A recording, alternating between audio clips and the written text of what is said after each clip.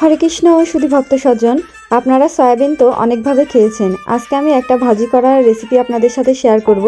এটা যদিও আমার একজন বোন রান্না করে আমাদের জন্য পাঠিয়েছিল, তো সেদিন থেকে আমার খুব ইচ্ছে হয়েছিল যে আমিও এভাবে খাবো।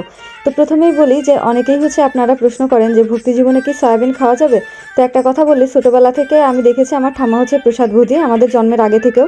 তো সে তখন থেকে দেখেছি বিভিন্ন মন্দির থেকে শুরু করে আমাদের ধর্মীয় অনুষ্ঠানে সয়াবিনটাই চালানো হতো। আর এটা সয়াবিনটা কিন্তু একদম মানে ভেজিটেবল থেকে আসে বা একটা গাছের বীজ থেকে তৈরি করা হয়। এছাড়া সয়াবিনের ভিতরে যখন ওটা আলাদা করে গুটি করা হয় তখন অনেক কিছু মেশানো হয়।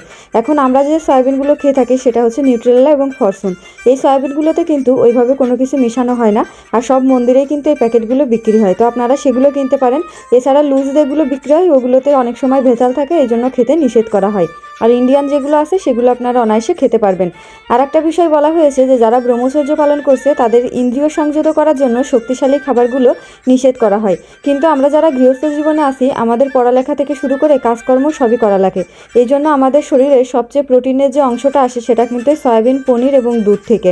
এই জন্য আমরা যদি সয়াবিন না খাই তাহলে গৃহস্থ জীবনে কীভাবেই বা আমাদের বাচ্চাদের ব্রেন বিকাশ হবে বা খাওয়া দাওয়া করবে বা তাদের ভিটামিনের চাহিদাই বা কীভাবে পূরণ হবে।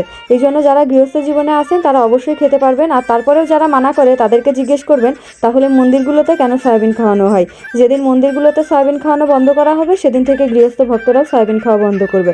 যাই হোক, এই কথাটা এভাবে বললাম কারণ অনেকেই আমাকে এই বিষয় নিয়ে প্রশ্ন করেন যে কেন আপনারা সয়াবিন খান। তো পুরো রেসিপিটা আমি এর ভিতরেই শেয়ার করেছি। আপনাদের কেমন লাগলো অবশ্যই জানাবেন। আর এটাকে সয়াবিনের ভাজিও বলতে পারেন, বা মানে শুকনো শুকনো করে একটু ভাজিটা হয়, তবে একবার বাড়িতে ট্রাই করে খেয়ে দেখতে পারেন, অসাধারণ লাগে। আমাদের কাছে তো খুবই ভালো লেগেছে, আপনারা করে জানাবেন অবশ্যই যে কেমন লাগে। আর ভিডিওটা ভালো লাগলে শেয়ার করবেন। ধন্যবাদ সবাইকে। হরে কৃষ্ণা।